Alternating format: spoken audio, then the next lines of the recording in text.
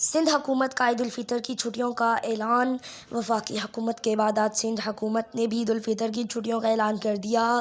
سندھ حکومت کے جاری کردہ نوٹیفیکیشن کے مطابق 31 مارچ سے 2 اپریل تک عید الفطر کی تعطیلات ہوں گی۔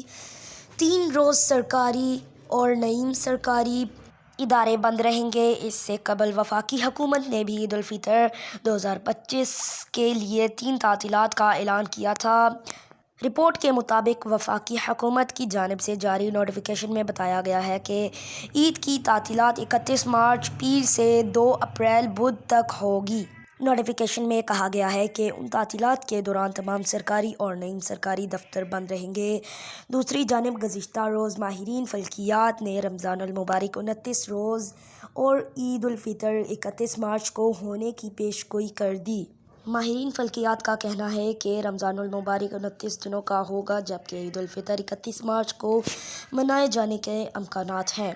ملک میں 30 مارچ کی شام عید الفطر کا چاند نظر آنے کے امکانات ہیں۔ غروب آفتاب کے وقت چاند کی عمر 26 گھنٹے ہوگی جبکہ چاند نظر آنے کے امکانات واضح ہوں گے۔ 30 روزے پورے ہونے کی صورت میں عید الفطر 1 اپریل روز منگل کو ہوگی۔